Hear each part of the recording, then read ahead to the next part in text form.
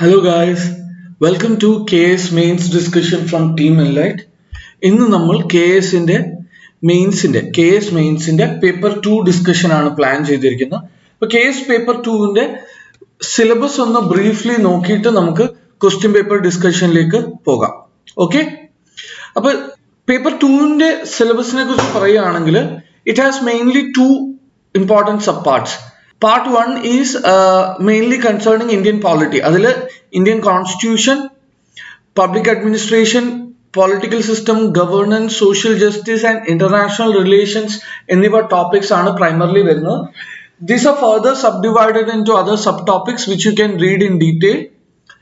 രണ്ടാമത്തെ important subpart എന്ന് പറയുന്നത് സയൻസ് ആൻഡ് ടെക്നോളജി ആണ്. അതിൽ science and technology, ICT, information and communication technology, space and defence, energy requirement and efficiency, എൻവയോൺമെന്റൽ science എന്നിവ ടോപ്പിക്കുകളാണ് വരുന്നത്. മൂന്നാമത്തെ സബ്പാർട്ട് ഈ പറഞ്ഞ ടോപ്പിക്സുകളുടെ തന്നെ കറണ്ട് അഫയേഴ്സ് ഇഷ്യൂസും current affairs topics that are in current affairs have to be prepared. ഈ പറഞ്ഞ ടോപ്പിക്കുകളിൽ എല്ലാത്തിലും. So this is basically the syllabus. പിന്നെ ഒരു കാര്യം കൂടെ നമ്മൾ അറിഞ്ഞിരിക്കണം, ക്വസ്റ്റ്യൻ പേപ്പർ ഡിസ്കഷനിലേക്ക് പോകുന്നതിന് മുമ്പ് നമുക്ക് ഈ പേപ്പറിൽ അലോട്ട് ചെയ്തിരിക്കുന്ന മാക്സിമം മാർക്ക് 100 ആണ്. ടൈം അലോട്ട് 2 hours ആണ്. അതായത് 120 മിനിറ്റ് ആണ് നമുക്ക് 100 മാർക്കിനുള്ളത്. അതായത് ഒരു മാർക്കിന് 1.2 മിനിറ്റ്. നമുക്ക് പ്രൈമറിലി ക്വസ്റ്റ്യൻ പേപ്പർ നോക്കുകയാണെങ്കിൽ 2 ടൈപ്പ് ഓഫ് ക്വസ്റ്റ്യൻസ് ആണ് മാർക്കിന്റെ ബേസിസിലുള്ളത്, 3 മാർക്കും 5 മാർക്കും. അപ്പോൾ ഒരു 3 മാർക്കിന്റെ ക്വസ്റ്റ്യനിൽ ഐഡിയലി യു ഗെറ്റ് 3.6 minutes. അതായത് 3.5 മിനിറ്റ് കൂടുതലുണ്ട്. 3.5 മിനിറ്റോളം ആണ് 3 മാർക്ക് ക്വസ്റ്റ്യനിൽ കിട്ടുക. ഒരു 5 മാർക്ക് ക്വസ്റ്റ്യനിലാണ് 6 മിനിറ്റോളം ആണ് കിട്ടുക. ഇത് റഫ്ലി മനസ്സിലാക്കി വെക്കുക. എന്തിനാണ്? നമ്മൾ ക്വസ്റ്റ്യൻ പേപ്പർ കംപ്ലീറ്റ് ചെയ്യാൻ ഉദ്ദേശിക്കുകയാണ്, എല്ലാ ക്വസ്റ്റ്യൻസിനും ഏകദേശം ഈക്വൽ ടൈം ആണ് കൊടുക്കാൻ ഉദ്ദേശിക്കുന്നതെങ്കിൽ യു ഷുഡ് നോക്കി ഒരു 3 മാർക്കർ ക്വസ്റ്റ്യന് എത്ര ടൈം ആണ് നമുക്കുള്ളത്, ഒരു 5 mark question on an average എത്ര ടൈം ആണുള്ളത്. ഇത് മനസ്സിലാക്കാൻ വേണ്ടി മാത്രമാണ് ഞാൻ ഇത് പറഞ്ഞു തന്നത്. Just keep this in mind.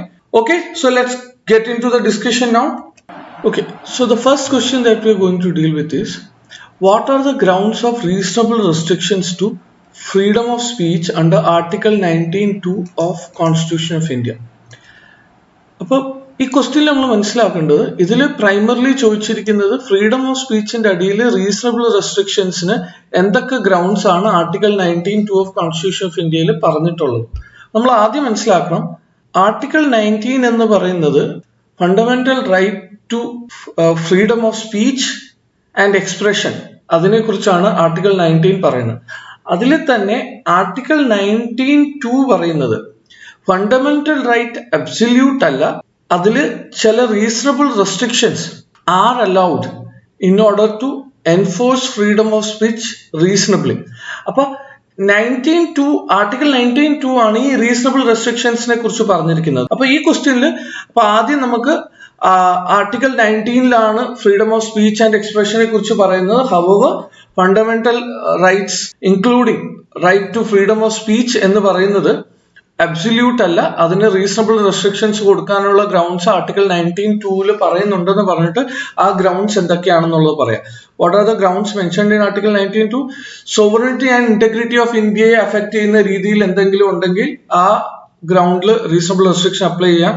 Security of the state, friendly relation with foreign states, public order, decency or morality, contempt of court contextual, defamation, incitement to an offense. So these are the grounds on which reasonable restrictions to freedom of speech can be applied. Okay, ഇനി നമ്മൾ നോക്കേണ്ട ഒരു കാര്യം എന്ന് പറഞ്ഞാൽ, ഇത് 3 മാർക്കിന്റെ question ആണ്. അപ്പൊ ഈ ക്വസ്റ്റ്യൻ എഴുതാൻ നമുക്ക് ഏകദേശം 3.5 മിനിറ്റ് ഉണ്ട്. ഞാൻ പറഞ്ഞ കാര്യം ശ്രദ്ധിക്കുക, എത്ര മാർക്കാണോ അതിന്റെ ബേസിസിൽ ഏകദേശം എത്ര ടൈം ഉള്ളതെന്ന് ഓർത്തിരിക്കുക.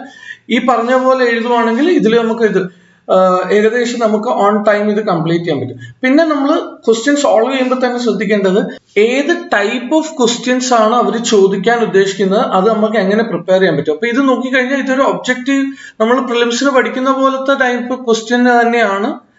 അങ്ങനെ തന്നെ അപ്പൊ പ്രിലിംസിന് പഠിക്കുമ്പോഴും ഇങ്ങനത്തെ ഏരിയാസ് നമ്മൾ ഇച്ചിരിയും കൂടെ ഫോക്കസ് കൊടുത്ത് പഠിക്കണം. എപ്പോഴെങ്കിലും എഴുതി പഠിക്കാൻ പറ്റുവാണെങ്കിൽ നല്ലതാണ്. അപ്പൊ ഫണ്ടമെന്റൽ റൈറ്റ്സിൽ എന്തൊക്കെ റൈറ്റ്സ് ആണുള്ളത്, റൈറ്റ്സിൽ എന്തൊക്കെ സബ് റൈറ്റ്സ് ആണ് ഉള്ളത്, എവിടെയൊക്കെയാണ് റീസണബിൾ റെസ്ട്രിക്ഷൻസ് വരുന്നത്, അതേപോലെ ഫണ്ടമെന്റൽ ഡ്യൂട്ടീസ് വരുമ്പോഴും ഇങ്ങനത്തെ കുറെ ഏരിയാസ് വരും.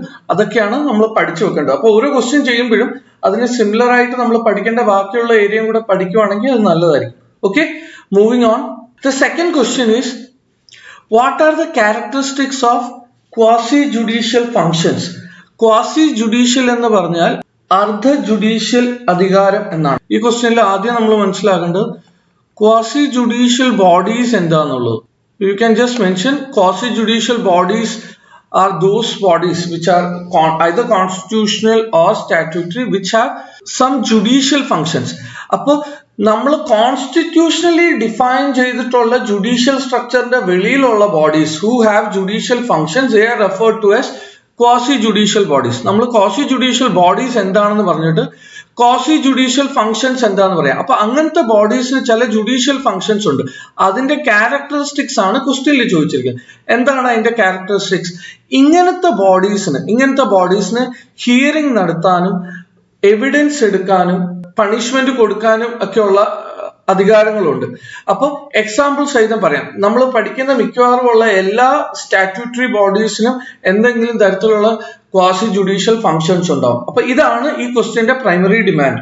Okay, now let's see. അപ്പൊ നമ്മൾ ഇനി നിങ്ങൾക്ക് തന്നിരിക്കുന്ന ഈ കീ നോക്കിക്കഴിഞ്ഞാൽ ഇതൊക്കെ തന്നെയാണ് അതിൽ പറഞ്ഞിട്ടുള്ള quasi judicial bodies, quasi judicial functions എന്താന്ന് പറയുന്നുണ്ട്. അതിനുശേഷം അതിന്റെ ക്യാരക്ടറിസ്റ്റിക്സ് പറയുന്നുണ്ട്. ക്യാരക്ടറിസ്റ്റിക്സ് പറയുന്നുണ്ട് ക്വാസി ജുഡീഷ്യൽ പവർ സാധാരണ ഒരു സ്റ്റാറ്റ്യൂട്ട് അല്ലെങ്കിൽ ഒരു ലോയുടെ പുറത്താണ് വരിക. Example CIC. അപ്പൊ ഇങ്ങനത്തെ ആൻസേഴ്സ് എഴുതുമ്പോൾ ഒരു കാര്യം ശ്രദ്ധിക്കേണ്ടത്, use a lot of examples. Quasi judicial functions പറയുമ്പോൾ നിങ്ങൾക്ക് PFRDA, CIC, NHRC, NGT ഇങ്ങനത്തെ ഒരുപാട് ബോഡീസ് എക്സാമ്പിൾ ആയിട്ട് പറയാൻ പറ്റും. ഓക്കെ, ഇനി ഇറ്റ് ഫോളോസ് ജുഡീഷ്യൽ പ്രൊസീജിയേഴ്സ്. ഇതാണ് ഏറ്റവും important point. Judicial procedures hold ചെയ്യും, ഹിയറിംഗ്സ് എടുക്കാൻ പറ്റും, എവിഡൻസ് എടുക്കും, exercises discretion of A judicial nature. പിന്നെ പൊതുവെ ഇങ്ങനത്തെ ബോഡീസ് ക്വാസി ജുഡീഷ്യൽ ബോഡീസ് എന്ന് പറയുന്നത് അവർക്ക് ചില specific area of expertise and authority കാണും. അതിന്റെ എക്സാമ്പിൾസ് ആണ് ഈ PFRDA, CAT, NGT ഇതൊക്കെ. പിന്നെ they are generally based on principles of natural justice. പിന്നെ they normally limit themselves to a particular administrative agency and they do not generally decide on other issues. അപ്പൊ key നിങ്ങൾ നോക്കിക്കഴിഞ്ഞാൽ നിങ്ങൾക്ക് ഏകദേശം ഒരു idea കിട്ടും. പക്ഷെ ഞാൻ ആദ്യം പറഞ്ഞു തന്നത് ക്വാസി ജുഡീഷ്യൽ ബോഡീസ് എന്താന്ന് പറയാ, അവർ ക്വാസി ജുഡീഷ്യൽ ഫങ്ഷൻസ്, ആ ക്വാസി ജുഡീഷ്യൽ ഫങ്ഷൻസിന്റെ ക്യാരക്ടറിസ്റ്റിക്സ് ആണ് പൊതുവെ ചോദിച്ചിരിക്കുന്നത്. അത് പറയാ. You have to write examples to support. കുറെ ക്യാരക്ടറിസ്റ്റിക്സ് പറയുമ്പോൾ അതിന്റെ എക്സാമ്പിൾസും കൂടെ പറഞ്ഞ് അതിനെ സപ്പോർട്ട് ചെയ്യാം. Okay, moving on. The third question that we are considering for the day is define judicial review and enumerate on which actions judicial review is applied.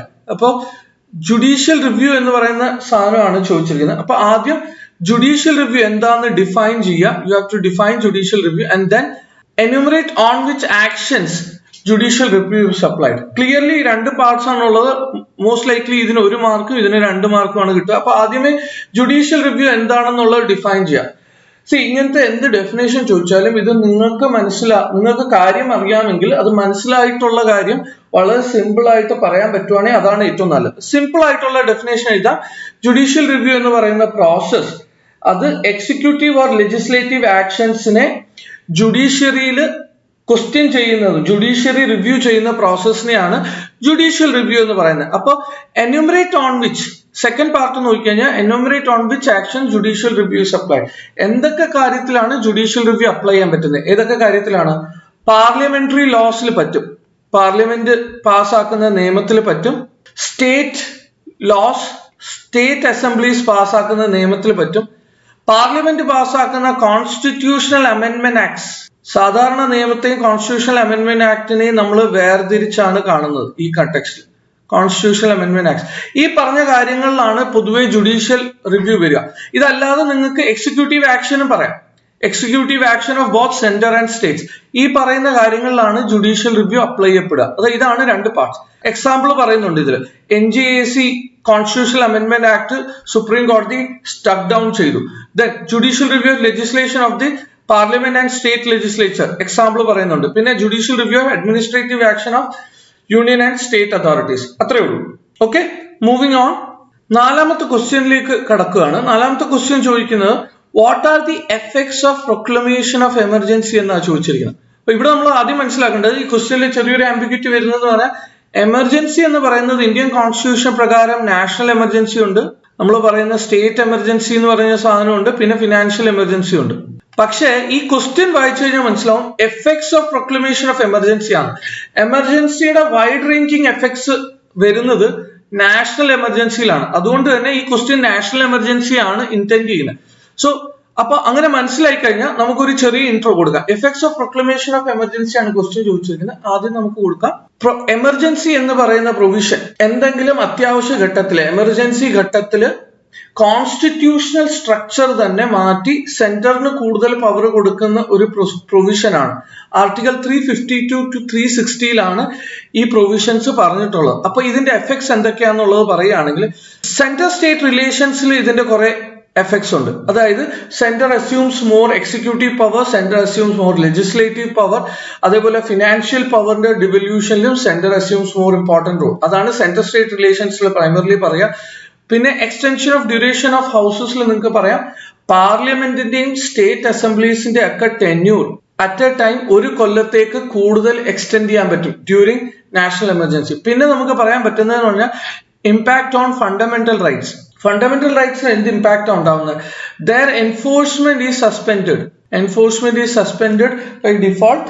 ഇവിടെ നമുക്ക് വേണമെങ്കിൽ ഒരു ആർട്ടിക്കൽ മെൻഷൻ ചെയ്യാം. ആർട്ടിക്കൽ 359 പ്രകാരം enforcement of fundamental rights is suspended. അപ്പൊ ഇതൊക്കെയാണ് effects. അപ്പൊ ഈ ക്വസ്റ്റ്യനിൽ എന്താ നമുക്ക് ചെയ്യാൻ പറ്റുക എന്ന് പറഞ്ഞാൽ എമർജൻസിയെ കുറിച്ച് ഒരു ലൈൻ അല്ലെങ്കിൽ 2 ലൈൻ ഇൻട്രോ എഴുതിയിട്ട് you can go into effects of proclamation of national emergency. എന്തൊക്കെയാണ് സെൻട്രൽ സ്റ്റേറ്റ് റിലേഷൻസിനെ അതെങ്ങനെയൊക്കെയാ ബാധിക്കുന്നത്, extension of duration of houses അല്ലെങ്കിൽ പാർലമെന്റിന്റെയും അസംബ്ലീസിന്റെയും ഡ്യൂറേഷനെ അതെങ്ങനെയാ ബാധിക്കുന്നത്, പിന്നെ ഫണ്ടമെന്റൽ റൈറ്റ്സിനെ അത് എങ്ങനെയാ ബാധിക്കുന്നത്. ഇതാണ് key areas. Okay, then next question what are the principles of natural justice. Natural justice എന്നുള്ളതിന്റെ മലയാളം സ്വാഭാവിക നീതി എന്നാണ്. ആ വാക്കിൽ തന്നെ ഉണ്ട്. അപ്പോ ഈ ക്വസ്റ്റ്യൻ ആൻസർ ചെയ്യുമ്പോൾ സ്വാഭാവിക നീതി അല്ലെങ്കിൽ നാച്ചുറൽ ജസ്റ്റിസ് കൊണ്ട് നമ്മൾ എന്താ മനസ്സിലാക്കുന്നത് എഴുതിയിട്ട് വേണം പ്രിൻസിപ്പിൾസ് ഓഫ് നാച്ചുറൽ ജസ്റ്റിസിലേക്ക് പോകാൻ. സ്വാഭാവിക നീതി എന്താണ്? ആ വാക്കിൽ തന്നെ ഉണ്ട്. ഒരു natural sense of what is right and wrong, അല്ലെങ്കിൽ നമ്മൾ ശരിയും തെറ്റും ഒരു ജുഡീഷ്യൽ പ്രൊസീജിയർ പ്രകാരം എന്തെങ്കിലും ഒരു ഹിയറിങ്ങോ ഇതോ ഉണ്ടാവുമ്പോൾ നമ്മൾ ശരിയായ നടപടി ഫെയർ പ്രൊസീജിയർ ഫോളോ ചെയ്യുന്നതിനെയാണ് നാച്ചുറൽ ജസ്റ്റിസ് എന്ന് ബേസിക്കലി വിളിക്കുന്നത്. അതിന് otherwise you can say it is ആ വാക്കിൽ പറയുന്ന പോലെ basically refers to the natural sense of what is right and wrong. അതിൽ എന്തൊക്കെ പ്രിൻസിപ്പിൾസ് ആണ് നമ്മൾ പറയുന്നത്?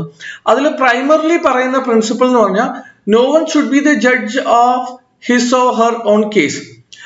സ്വന്തം കേസിൽ ആരും അവരുടെ ജഡ്ജി ആവാൻ പാടില്ല. രണ്ടാമത്തെ കേസ് എന്ന് പറഞ്ഞാൽ every party in a dispute should be given the opportunity to be heard. ഒരു രണ്ടുപേര് തമ്മിൽ ഒരു തർക്കമോ ഒരു ഇഷ്യൂ ഉണ്ടെങ്കിൽ ആ കേസ് എടുക്കുമ്പോൾ അവര് തമ്മിലുള്ള ഇഷ്യൂല് നമ്മൾ വിധി പറയുമ്പോൾ ഒരാൾക്കും ഓപ്പർച്യൂണിറ്റി ടു ബി ഹേർഡ്, രണ്ടുപേർക്കും സംസാരിക്കാനും രണ്ടുപേരുടെയും കാര്യങ്ങൾ പറയാനും രണ്ടുപേർക്കും ചാൻസ് കൊടുക്കാതെ നമ്മൾ വിധി പ്രഖ്യാപിക്കാൻ പാടില്ല. അതാണ് basically each party should be given the opportunity to be heard എന്ന് പറയുന്നതിൽ നിന്ന് നമ്മൾ ഉദ്ദേശിക്കുന്നത്. പിന്നെ മൂന്നാമത്തത് decision taken by the court has to be informed to all the parties. കോടതി എടുക്കുന്ന ഡിസിഷനിലും കോടതിയിൽ കേസ് വിളിക്കുന്ന കാര്യങ്ങളും അങ്ങനത്തെ കാര്യങ്ങളൊക്കെ നമ്മൾ എല്ലാ സ്റ്റേക്ക് ഹോൾഡേഴ്സിനെയും എല്ലാ പാർട്ടീസിനെയും നിർബന്ധമായിട്ട് അറിയിച്ചിരിക്കണം. ഇതെല്ലാം പ്രിൻസിപ്പിൾസ് ഓഫ് നാച്ചുറൽ ജസ്റ്റിസ് ആണ്. അപ്പൊ ഇതാണ് അഞ്ചാമത്തെ ക്വസ്റ്റ്യൻ. ആറാമത്തെ ക്വസ്റ്റ്യൻ എന്താന്ന് പറഞ്ഞാൽ innovation is the buzzword in science and technology world. Comment on the contribution of key organizations and institutes that have contributed to the science and tech innovation in India. Appo key organizations that have contributed to the science and tech innovation in India എന്ന് പറയുമ്പോൾ നമ്മൾ 3-4 ഓർഗനൈസേഷൻസിന്റെ പേര് പറയാം. എന്നിട്ട് അവര് എങ്ങനെയാണ് science and tech ഇന്നോവേഷനിൽ ഇന്ത്യയിൽ contribute ചെയ്തിട്ടുണ്ട് എന്നുള്ളത് എക്സാമ്പിൾ സഹിതം പറയാം. അത്രേ ഉള്ളൂ. ഇപ്പൊ ഇതിൽ നമുക്ക് ISR എഴുതാം, ICAR എഴുതാം, അതായത് Indian council of agricultural research എഴുതാം, അവരുടെ ഇനീഷ്യേറ്റീവ്സ് എഴുതാം, അല്ലെങ്കിൽ CSIR എഴുതാം, council of scientific and industrial research, അവരുടെ കോൺട്രിബ്യൂഷൻസ് എഴുതാം. അപ്പൊ ഇതിലെ മോഡൽ ആൻസർ തന്നിരിക്കുന്നതിൽ നമ്മൾ CSIRന്റെ development of indigenous gyrotron for nuclear fusion റിയാക്ടറും സോളാർ ട്രീയും ആണ് ഒരു എക്സാമ്പിൾ കൊടുത്തേക്കുന്നത്. പിന്നെ നമ്മൾ ISROയുടെ റിമോട്ട് സെൻസിങ് സാറ്റലൈറ്റ്സ് ആണ് ഒരു എക്സാമ്പിൾ കൊടുത്തേക്കുന്നത്. ICARന്റെ ഇന്ത്യൻ കൗൺസിൽ ഫോർ അഗ്രികൾച്ചർ റിസർച്ചിന്റെ ആര്യ എന്ന പ്രോഗ്രാമും റെഡി എന്ന പ്രോഗ്രാമും നമ്മൾ രണ്ട് സ്കീംസ് നമ്മളിങ്ങനെ ഇവിടെ എക്സാമ്പിൾസ് ആയിട്ട് കൊടുത്തിട്ടുണ്ട്. അപ്പൊ നിങ്ങൾക്ക് ഇങ്ങനെ ഏത് വേണമെങ്കിലും എക്സാമ്പിൾ കൊടുക്കാം. നമ്മൾ കൊടുക്കേണ്ട എക്സാമ്പിൾ എന്ന് പറഞ്ഞാൽ സയൻസ് ആൻഡ് ടെക് ഇന്നോവേഷനുമായിട്ട് ബന്ധപ്പെട്ട ഒരു ഓർഗനൈസേഷൻ ചെയ്ത ഇനീഷ്യേറ്റീവോ എന്തെങ്കിലും പ്രോഗ്രാമോ ആയിരിക്കണമെന്നേ ഉള്ളൂ. ഓക്കെ, ഇതിൽ പിന്നെ മോഡൽ ആൻസറിൽ concerns in science and technology എന്നും പറഞ്ഞ് തന്നിട്ടുണ്ട്. നിങ്ങൾ ജസ്റ്റ് പഠിച്ചോ. ഈ ക്വസ്റ്റ്യനിൽ സ്പെസിഫിക്കലി അത് ചോദിക്കുന്നില്ലെങ്കിലും 3 മാർക്കിന്റെ ക്വസ്റ്റ്യൻ ആണ്, നിങ്ങൾക്ക് കണ്ടന്റ് കുറവാണെന്ന് തോന്നുന്നെങ്കിൽ ആ ക്വസ്റ്റ്യന്റെ ക്രക്സുമായിട്ട് ബന്ധപ്പെട്ട ഏതെങ്കിലും ഒരു സബ് പാർട്ട് നിങ്ങൾക്ക് വേണമെങ്കിൽ 2-3 പോയിന്റ് എഴുതി കൂടുതലിടാം. പക്ഷെ പ്രൈമറിലി ഈ ക്രക്സ് ഓഫ് ദ ക്വസ്റ്റ്യൻ ആയിരിക്കും മാർക്ക് കിട്ടുന്നത്. Okay, moving on. 7th question ചോദിക്കുന്നത് briefly describe the scientific contribution of any prominent scientist or technologist in post-independent India. വളരെ സ്ട്രേറ്റ് ഫോർവേഡ് ക്വസ്റ്റ്യൻ ആണ്. Any prominent scientist or technologist in post independent India എന്ന് എടുത്തു പറയുന്നുണ്ട്. അപ്പൊ ഇതില് Homi J ബാബയെ കുറിച്ചാണ് നമ്മുടെ മോഡൽ ആൻസർ തന്നിരിക്കുന്നത്. You can also mention Abdul Kalam. എനിക്ക് തോന്നുന്നു അബ്ദുൽ കലാം ആണ് ഏറ്റവും പെട്ടെന്ന് പലർക്കും ഓർമ്മ വരിക. അബ്ദുൽ കലാമിനെ കുറിച്ച് പറയുകയാണെങ്കിൽ നമ്മൾ അവരുടെ കോൺട്രിബ്യൂഷനും സയന്റിഫിക് കോൺട്രിബ്യൂഷനും പറയണമെന്നാണ് പറയുന്നത്. അപ്പൊ അബ്ദുൽ കലാമിനെ കുറിച്ച് പറയുകയാണെങ്കിൽ നമുക്ക് എന്തൊക്കെ പറയാൻ പറ്റും? Integrated guided missile development programme, space programme, അതൊക്കെയാണ് നമ്മുടെ മെയിൻ ആയിട്ട് പറയാൻ പറ്റുക. ഹോമി ജെ ബാബയുടെ കണ്ടെക്സ്റ്റിൽ പറയുകയാണെങ്കിൽ യു ക്യാൻ സേ പുള്ളിയുടെ മെയിൻ കോൺട്രിബ്യൂഷൻ ആയിട്ട് നമ്മൾ പറയുന്നത് ന്യൂക്ലിയർ പ്രോഗ്രാമിൽ 3 സ്റ്റേജ് ന്യൂക്ലിയർ പവർ പ്രോഗ്രാം ഇന്ത്യയിൽ വരുന്നത് അദ്ദേഹത്തിന്റെ കോൺട്രിബ്യൂഷന്റെ പാർട്ടായിട്ടാണ്. ദെൻ യു ക്യാൻ സേ ബാർക്കിന്റെ ട്രെയിനിങ് സ്കൂൾ എസ്റ്റാബ്ലിഷ്മെന്റിലും ടാറ്റ ഇൻസ്റ്റിറ്റ്യൂട്ട് ഓഫ് ഫണ്ടമെന്റൽ റിസർച്ചിന്റെ എസ്റ്റാബ്ലിഷ്മെന്റിലും പുള്ളിയുടെ ഒരു വളരെ ഇമ്പോർട്ടന്റ് റോൾ ഉണ്ട്.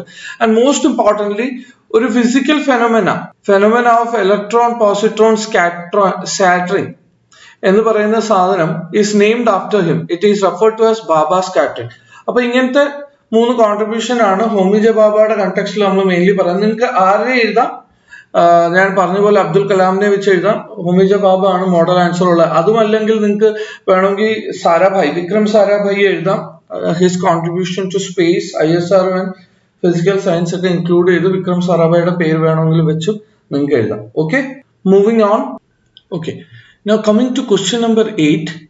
Question number 8 പറയുന്ന artificial intelligence is a cutting edge application of information technology in current times.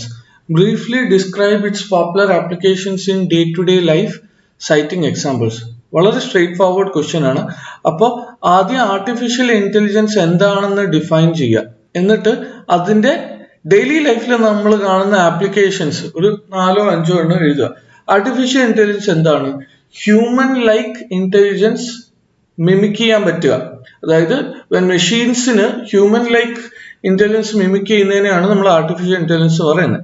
Day to day examples simple ആയിട്ട് ചിന്തിക്കുക. നമ്മൾ ഇന്ന് പറയുന്ന സെൽഫ് ഡ്രൈവിംഗ് കാർസ് പറയാം, ഈ ഇന്റർനെറ്റ് സെർച്ച് പറയാം.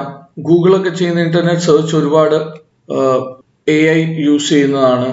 നമുക്ക് ഇത് പറയാം, നമ്മുടെ മാനുഫാക്ചറിങ് പ്രോസസ്സസിൽ 3D പ്രിന്റിംഗ് അങ്ങനത്തെ സാധനങ്ങൾ പലതും ഇത് വരുന്നുണ്ട്. അതേപോലെ മാനുഫാക്ചറിങ് പ്രോസസ്സിൽ തന്നെ സപ്ലൈ ചെയിൻ മാനേജ്മെന്റ് പറയാം. അതേപോലെ അഗ്രികൾച്ചർ പറയാം, അഗ്രികൾച്ചർ ആൻഡ് ഫാമിംഗിൽ പ്രിസിഷൻ ഫാമിംഗ് പറയാം. ഓട്ടോണോമസ് വെഹിക്കിൾസ് ആൻഡ് എയർക്രാഫ്റ്റ്, അതായത് സെൽഫ് ഡ്രൈവിംഗ് വെഹിക്കിൾസ് ഒക്കെ നമ്മൾ ഓൾറെഡി പറഞ്ഞു. അതേപോലെ ട്രേഡ് ആൻഡ് കൊമേഴ്സ് പറയാം, സെക്യൂരിറ്റി ആൻഡ് സർവിലൻസ് ഓൾറെഡി നമ്മൾ പറഞ്ഞു, അത് പറയാം. Manufacturing, health care, education. അപ്പൊ ഇങ്ങനെ നമുക്ക് ഡെയിലി ലൈഫിൽ നമ്മൾ കാണുന്ന മിക്കവാറും ഉള്ള എല്ലാ ആപ്ലിക്കേഷൻസും നമുക്ക് ഇതിൽ പറയാൻ പറ്റും. So next question number 9. E-governance is not merely use of IT in enabling governance but an effort to achieve good governance. അപ്പൊ ഈ ക്വസ്റ്റ്യനിൽ ആദ്യം നമ്മൾ മനസ്സിലാക്കേണ്ടത്, അവർ ചോദിച്ചിരിക്കുന്ന E-governance IT-യുടെ യൂസ് ഇൻ enabling ഗവേണൻസ് നിലനിർത്താൻ നമ്മൾ ഇൻഫർമേഷൻ ടെക്നോളജി യൂസ് ചെയ്യുന്നത് മാത്രമല്ല ഈ ഗവേണൻസ് എന്ന് പറഞ്ഞാൽ it is also achieving good governance എന്നാണ് ചോദ്യം. അപ്പൊ അതിൽ നമ്മൾ ആദ്യം ഗുഡ് ഗവേണൻസ് എന്താന്ന് പറയുക, എന്നിട്ട് അതിന്റെ കുറച്ച് ക്യാരക്ടറിസ്റ്റിക്സ് പറയാം.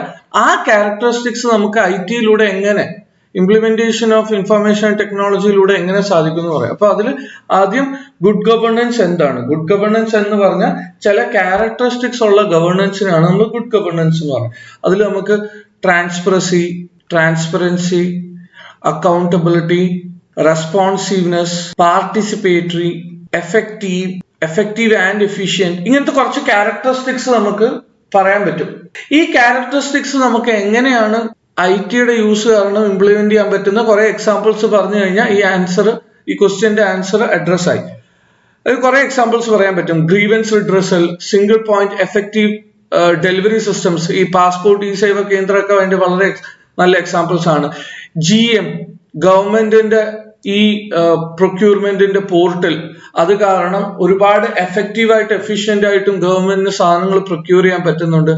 Government outreach programmes whereby government is able to reach out to citizens and participate with citizens. അതാണ് ഇവിടെയും വേറെ ഒരു പോയിന്റ് ആയിട്ട് എഴുതിയിട്ടുണ്ട്. mygov.in എന്ന് പറയുന്ന വെബ്സൈറ്റിലൂടെ greater citizen partnership. Better response during crisis, റെസ്പോൺസീവ്നെസിന്റെ എക്സാമ്പിൾ ആയിട്ട് പറയാം. Simplification of bureaucratic procedure and reducing red tapeism, efficient government management through G2E applications, better grievance redressal. അപ്പൊ ഇതെല്ലാം നമ്മൾ പറഞ്ഞ ഗുഡ് ഗവേണൻസ് ക്യാരക്ടറിസ്റ്റിക്സ് കൊണ്ടുവരാൻ ഗവൺമെന്റിനെ ഹെൽപ്പ് ചെയ്യുന്നതാണ് എന്ന് പറഞ്ഞിട്ട് നമുക്ക് അങ്ങനെയാണ് IT enabling good governance എന്നുള്ള രീതി പറഞ്ഞ് നിർത്താം. This is how you have to frame your answer in this particular question. Okay, moving on. Now question number 10. In view of COVID pandemic, what public health and community medicine initiatives would you suggest for prioritization? വളരെ straight forward question ആണ്. Covid pandemic നിലനിൽക്കെ നിങ്ങൾ എന്തൊക്കെ public health and community medicine initiatives പ്രയോറിറ്റൈസേഷന് വേണ്ടി invest ചെയ്യും? ഇപ്പൊ വളരെ സബ്ജക്റ്റീവായ ക്വസ്റ്റ്യൻ ആണ്. ഇതിൽ മോഡൽ ആൻസർ എഴുതാൻ വളരെ പാടാണ്. അതായത് നിങ്ങൾക്ക് എന്ത് പ്രയോറിറ്റി എന്ന് തോന്നുന്നോ അതെല്ലാം നിങ്ങൾക്ക് എഴുതാം. അപ്പൊ പക്ഷെ ജനറലി നമുക്ക് ഫോളോ ചെയ്യേണ്ടതും ഇമ്പോർട്ടന്റ് ആയിട്ട് പറയേണ്ട കാര്യങ്ങൾ ജസ്റ്റ് ഞാൻ ഇപ്പൊ പറയാം. ഫോർ എക്സാമ്പിൾ, ഇതിൽ നമുക്ക് പറയാൻ പറ്റുന്നത് പബ്ലിക് ഹെൽത്ത് ഒഫീഷ്യൽസിനെ, പബ്ലിക് ഹെൽത്തിന് ഉത്തരവാദികളായ പബ്ലിക് ഹെൽത്ത് വർക്കേഴ്സിനെ ഒക്കെ പ്രയോറിറ്റി ബേസിസിൽ വാക്സിനേറ്റ് ചെയ്യണമെന്ന് പറയാം. അതായത് പ്രയോറിറ്റി ബേസിസ് ഓഫ് വാക്സിനേഷൻ അത് ആർക്കൊക്കെ വേണം? പബ്ലിക് ഹെൽത്ത് വർക്കേഴ്സിന് പറയാം. Vulnerable population, vulnerable demography, for example old age people, pregnant women, അങ്ങനത്തെ vulnerable, അതേപോലെ ഇൻഫോർമിറ്റീസോ എന്തെങ്കിലും ഡിസേബിലിറ്റീസ് ഒക്കെ ഉള്ള ആൾക്കാർ, അങ്ങനത്തെ vulnerable populationനെയും പബ്ലിക് ഹെൽത്ത് വർക്കേഴ്സിനെയും ആദ്യം നമ്മൾ പ്രയോറിറ്റി ബേസിസിൽ വാക്സിനേറ്റ് ചെയ്യണമെന്ന് നമുക്ക് പറയാൻ പറ്റും. പിന്നെ നമുക്ക് പറയാൻ പറ്റും കമ്മ്യൂണിറ്റി ഹെൽത്ത് സെന്റേഴ്സ്, അവിടെ continuity in health care provide ചെയ്യാൻ പറ്റണമെന്ന് നമുക്ക് പറയാൻ പറ്റും. ആശാ വർക്കേഴ്സ് അവരുടെയൊക്കെ നെറ്റ്വർക്ക് സ്ട്രോങ് ആക്കി എൻഷുർ ചെയ്യുക. ഇപ്പൊ ഇതിൽ മോഡൽ ആൻസറിൽ പറഞ്ഞേക്കുന്ന continuity of essential services at community level, health വർക്കേഴ്സിനെയും കമ്മ്യൂണിറ്റീസിനെയും IPC പ്രോട്ടോകോൾ വെച്ചിട്ട്, അതായത് infection prevention and control protocol വെച്ചിട്ട് പ്രൊട്ടക്ട് ചെയ്യുക. Outreach and campaigns, enhance neglected public health emergencies, maintaining therapies for non communicable diseases, pregnant women etcetera. ഇതിൽ നമുക്ക് എന്തും എഴുതാം.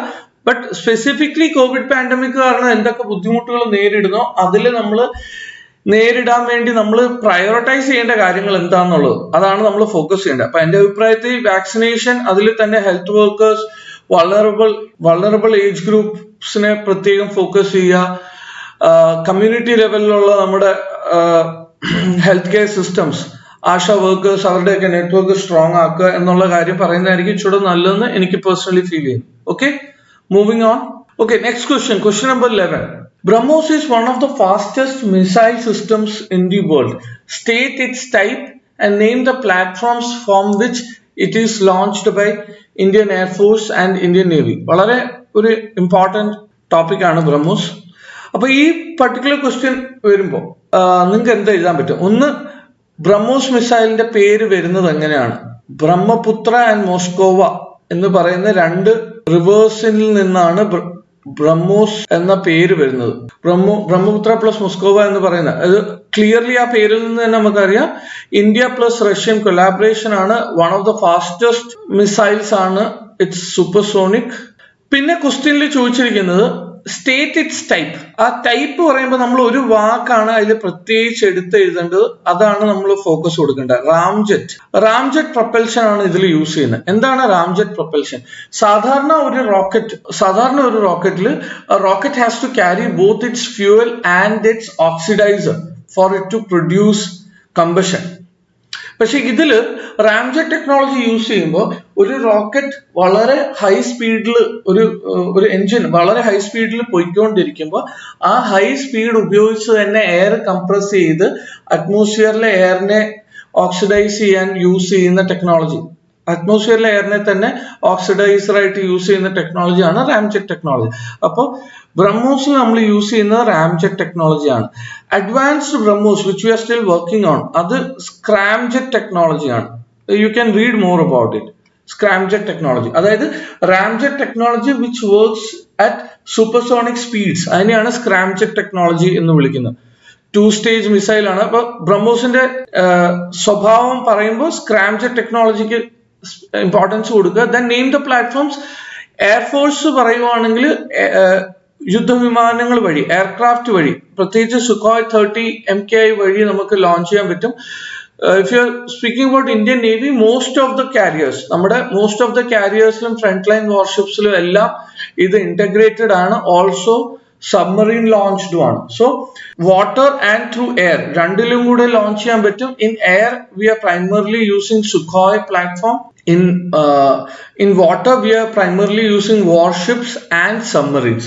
Question number 12.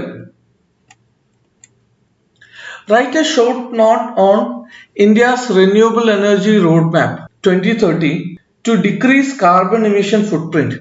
ഇത് നീതി ആയോഗിന്റെ ഒരു ഡയറക്റ്റ് പ്രിന്റ് ആയിരുന്നു. നീതി ആയോഗിന്റെ ഒരു ഡയറക്റ്റ് പോളിസി ഉണ്ട്. India's renewable energy and electricity road map 2030 എന്ന് പറഞ്ഞൊരു സാധനം നീതി ആയോഗ് റിലീസ് ചെയ്തിട്ടുണ്ട്. വളരെ ഒബ്ജക്റ്റീവ് ക്വസ്റ്റ്യൻ ആണ്. ആ ഫ്രെയിംവർക്കിൽ പറയുന്ന ഇമ്പോർട്ടന്റ് കാര്യങ്ങളാണ് നമ്മൾ ഇവിടെ മെൻഷൻ ചെയ്യേണ്ടത്. ആ ഫ്രെയിംവർക്കിൽ പ്രൈമർലി റിന്യൂവബിൾ എനർജി, ഇലക്ട്രിസിറ്റി, അതിന്റെ ഒരു ലോ, അതിന്റെ ഒരു പോളിസിയെ കുറിച്ച് പറയുന്നുണ്ട്. അതിൽ ചെയ്യേണ്ട പ്രധാന കാര്യങ്ങൾ, ടാർഗറ്റ് സെറ്റിംഗ്, എനർജി റിസോഴ്സസ് പ്ലാനിങ്ങിനെ കുറിച്ച് പറയുന്നുണ്ട്.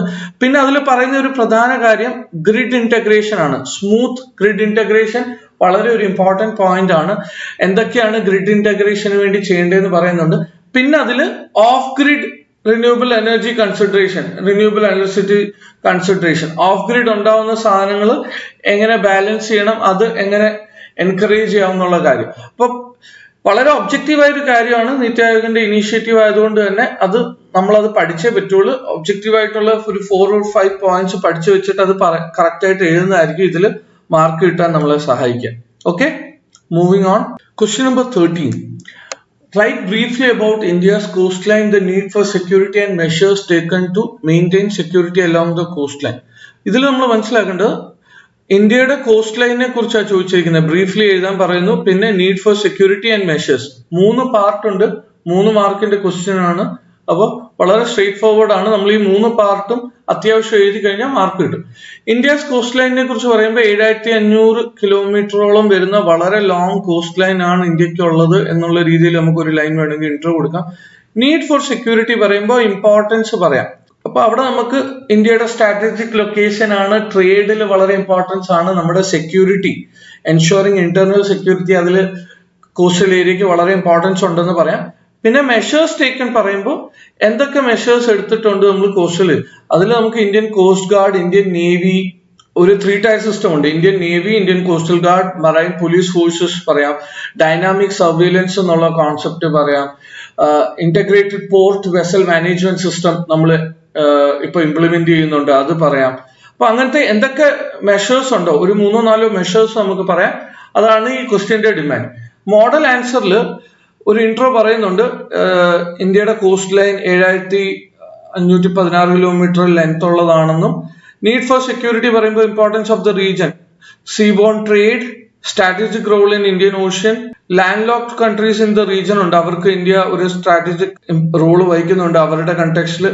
Highly populated regions, most important cities, Bombay, Chennai പോലെ വളരെ പോപ്പുലേറ്റഡ് ആയിട്ടുള്ള സിറ്റീസ് കോസ്റ്റൽ റീജിയനിലാണ്. അപ്പൊ ഇതൊക്കെ ഇമ്പോർട്ടൻസ് ആണ്. ദെൻ ചാലഞ്ചസ്, എന്തൊക്കെ challenges ആണ് coastal regions? നമ്മൾ need for security question second പാർട്ടിൽ need ആ ചോദിച്ചിരുന്നത്. അവിടെ ഇമ്പോർട്ടൻസും challengesഉം പറയാം. അത് നല്ലതാണ്. Challenges പറയുമ്പോൾ terrorism, smuggling, coastal smuggling terrorism ആണ് ഏറ്റവും ഇമ്പോർട്ടന്റ് ആയിട്ട് നമ്മൾ പറയാം. Security concerns. Okay. Then എന്തൊക്കെയാണ് initiatives ഗവൺമെന്റ് എടുത്തിട്ടുള്ളത് എന്നുള്ളത് പറയാം. നമ്മൾ ഞാൻ ഇപ്പൊ പറഞ്ഞ പോലെ ആ 3 tier system നമുക്ക് പറയാം. Indian navy, coastal guard, ICG, then Marine Police Force എന്ന് പറയുന്ന ഒരു 3 tier system ഉണ്ട് coastal securityയിൽ. Then you can mention National Community for Strengthening Maritime and Coastal Security at apex level, which discusses and designs security measures in the context of coastal regions. അത് നമുക്ക് പറയാം. Biometric ID cards നമ്മൾ majority of the fishermen already കൊടുത്തു in coastal regions to ensure verification and അതായത് authentication verification ensure ചെയ്യാൻ വേണ്ടി എല്ലാ ഫിഷർമെനും നമ്മളിപ്പോ ബയോമെട്രിക് ഐഡന്റിറ്റി കാർഡ്സ് കൊടുക്കുന്നുണ്ട്. Port vessel information management system, അതായത് കടൽ തീരത്ത് കൂടെ നമ്മുടെ കോസ്റ്റൽ റീജിയൻസ് കൂടെ കടന്നു പോകുന്ന എല്ലാ വെസൽസും നമ്മളിപ്പോ രജിസ്റ്റർ ചെയ്യുകയും അതൊരു പോർട്ട് കമ്മ്യൂണിറ്റി സിസ്റ്റം എന്ന് പറയുന്ന ഇൻഫർമേഷൻ പോർട്ടലിലൂടെ മോണിറ്റർ ചെയ്യുകയും ചെയ്യുന്നുണ്ട്. ഡൈനാമിക് സർവൈലൻസ് വളരെ ഇമ്പോർട്ടന്റ് ആണ്. നമ്മുടെ UAVസും എയർക്രാഫ്റ്റ്സും വെച്ചിട്ട് നമ്മളിപ്പോ ഒരു ഡൈനാമിക് സർവൈലൻസ് സിസ്റ്റം ഇംപ്ലിമെന്റ് ചെയ്യുന്നുണ്ട്. ഇന്റർനാഷണൽ മെഷേഴ്സ് പറയാം, പിന്നെ NDMA മെഷേഴ്സ് പറയാം. ഇങ്ങനെ കുറെ മെഷേഴ്സ് പറയാം. ഒരു 3-4 മെഷേഴ്സ് എഴുതാൻ പറ്റുവാണെങ്കിൽ വളരെ നല്ലതാണ്. നമുക്ക് 3 മാർക്കേ ഉള്ളൂ. 3 മാർക്കിന് നമുക്ക് 3.5 മിനിറ്റേ കിട്ടുള്ളൂ. അതിനുള്ളിൽ ഇത് എഴുതണം. അപ്പൊ ഇപ്പൊ ഈ ക്വസ്റ്റ്യൻ ഒക്കെ നോക്കിക്കഴിഞ്ഞാൽ കീ വളരെ വലുതാണ്, മോഡൽ കീ വളരെ വലുതാണ്. പക്ഷെ നിങ്ങൾ മോഡൽ കീ കണ്ട് പേടിക്കരുത്. മോഡൽ കീ തരുന്നതിന്റെ ഉദ്ദേശം നിങ്ങൾക്ക് മാക്സിമം കണ്ടന്റ് തരിക എന്നുള്ളതാണ്. പക്ഷെ ഞാൻ ആദ്യം പറഞ്ഞ പോലെ ഒരു 3 മാർക്കിന്റെ ക്വസ്റ്റ്യന് 3.5 മിനിറ്റേ സമയമുള്ളൂ. അപ്പൊ നമുക്ക് അതനുസരിച്ച് എഴുതാൻ പറ്റും. അപ്പൊ അതനുസരിച്ച് നമ്മൾ ഫോക്കസ് ചെയ്യേണ്ടത് എന്താന്ന് പറഞ്ഞു കഴിഞ്ഞാൽ, നമ്മൾ ഫോക്കസ് ചെയ്യേണ്ടത് ആ ക്വസ്റ്റ്യന്റെ എന്തൊക്കെയാണോ സബ് പാർട്സ് ഉള്ള ആ സബ് പാർട്സ് എല്ലാം നമ്മൾ അഡ്രസ് ചെയ്യണം. അതാണ് ഏറ്റവും ഇമ്പോർട്ടന്റ് കാര്യം. Okay, moving on. Question number 14. Discuss briefly about the engine that is expected to power ISRO's major upcoming projects like Unified Launch Vehicle and Reusable Launch Vehicle. This ISROയുടെ ഒരു most modern engine ആണ്. It is still under work. ഇതിന്റെ പേര് SCE, നമ്മൾ ഇതുവരെ ഇതിന് വേറെ separate പേര് കൊടുത്തിട്ടില്ല. സെമി ക്രയോജനിക് എഞ്ചിൻ, SCE 200 എന്നാണ് ആസ് ഓഫ് നൗ ഇതിനെ വിളിക്കുന്നത്. It's A indigenously developed liquid fuel engine.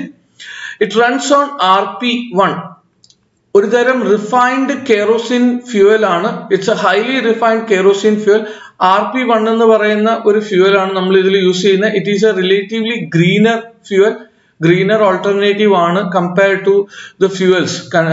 Compared to നമ്മൾ നോർമലി യൂസ് ചെയ്ത് വരുന്ന കൺവെൻഷണൽ ഫ്യൂവൽസ് വെച്ച് നോക്കുമ്പോൾ this is a relatively greener fuel. പിന്നെ നമ്മൾ മനസ്സിലാക്കേണ്ടത് ISROയുടെ പുതിയ വരാനിരിക്കുന്ന മിഷൻസ്, യൂണിഫൈഡ് ലോഞ്ച് വെഹിക്കിളിലായാലും റീയൂസബിൾ ലോഞ്ച് വെഹിക്കിൾസ് ആയാലും, ഇത് രണ്ടിലും നമ്മൾ ഈ എഞ്ചിനാണ് ആസ് ഓഫ് നോ യൂസ് ചെയ്യാൻ പ്ലാൻ ചെയ്യുന്നത്. ഇൻഡിജീനിയസ്ലി ഡെവലപ്ഡ് ആണെന്ന് പറഞ്ഞു. ഇത് ഡെവലപ്പ് ചെയ്തിരിക്കുന്നത് നമ്മുടെ ലിക്വിഡ് പ്രൊപ്പൽഷൻ സിസ്റ്റംസ് ആൻഡ് ISROയുടെ തന്നെ ഒരു സബ്സിഡറി ആണ്. അവിടെയാണ് ഇത് ഡെവലപ്പ് ചെയ്തിരിക്കുന്നത്. ഇതാണ് ഇതിന്റെ കീ പോയിന്റ്സ്, ജസ്റ്റ് അറിഞ്ഞിരിക്കേണ്ടത്. Okay, moving on. Question number 15. Name any 3 products developed by Electronics and Radar Development Establishment by DRDO with a brief one-line description. വളരെ ഇമ്പോർട്ടന്റ് ഒരു എസ്റ്റാബ്ലിഷ്മെന്റ് ആണ് electronics and radar development establishment. ഇത് DRDOയുടെ തന്നെ ഒരു subsidiary ആണ്.